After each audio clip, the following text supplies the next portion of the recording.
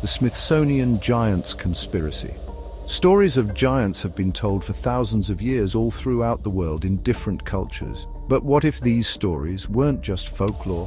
What if evidence of real giants existed, but it was hidden away from public view?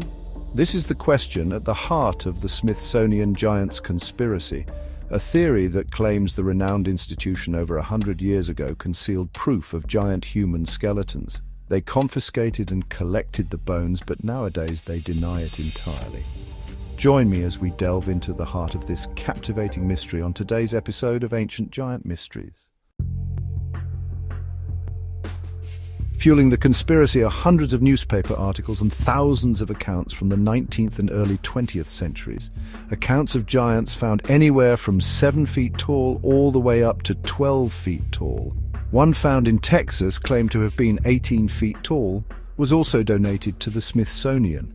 These articles, published across North America in such well-respected publications, such as the New York Times. They describe astonishing discoveries of giant skeletons, often unearthed by unsuspecting farmers or construction workers.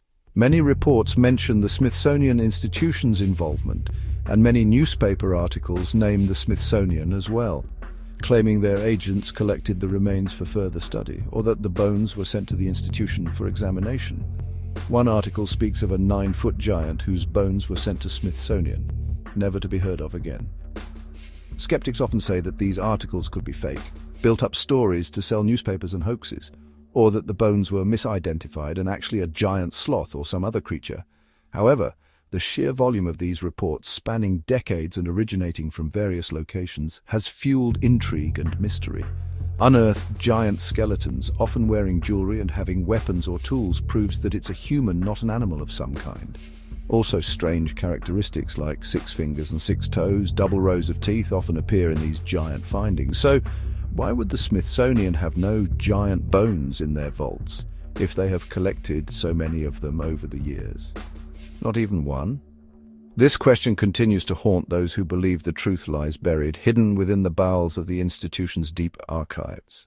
Others believe that the bones were taken from the Smithsonian by another organization and stolen, never to be seen again. The cover-up of the giants has been so effective that the subject of giants is mocked and ridiculed by mainstream. Now, the question is, why was this covered up? Were they told to by a branch of the government? Did they get threatened by some organization? Or is it simply that nobody wants to rewrite the history books? Is it as simple as not wanting to lose their credibility as an authority on a subject? Experts point out that giants do not fit in well with Darwinism and macroevolution. Even Abraham Lincoln mentioned the remains of an extinct race of giants buried in the mounds of America in one of his famous speeches in Niagara Falls. Even with all the evidence of the existence of giants, mainstream scientists scoff at the idea. All these questions leaves us scratching our heads looking for more answers. But a quote from the director of the Smithsonian, John Wesley Powell, in the late 1800s might answer these questions for us. John Wesley Powell in 1879 said, "We cannot intelligently discuss the potential giants until their home has been discovered, and furthermore, the geology of the globe has been so thoroughly known that the different phases of the geographies can be presented." John Wesley Powell had a problem.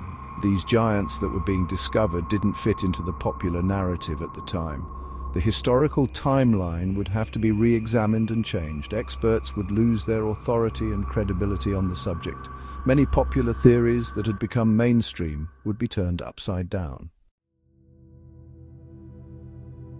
The persistence of the Smithsonian Giants Conspiracy is very interesting. Speculation and theories are numerous. Many suspect that since the cover-up happened so long ago that no current employees at the Smithsonian would have any knowledge of giants or access to any giant remains. One rumor is that thousands of giant skeletons were tossed into the ocean and destroyed. Another theory is that the existence of these giants would also bring awareness to such ancient truths like the Bible. If the Bible mentions a race of giants with 6 fingers and 6 toes, and many of the giant skeletons that have been discovered have the same characteristics, then it gives the Bible a lot of credibility. We would then have to question many other things that we've been taught. In conclusion, we may never know the full story, and that's okay. After all, life has many mysteries. So what do you think? Are there still giant skeletons squirreled away in vaults somewhere, or have most of them been destroyed? Leave a comment. Keep digging for the truth, and remember to subscribe for more fascinating stories right here on Ancient Giant Mysteries.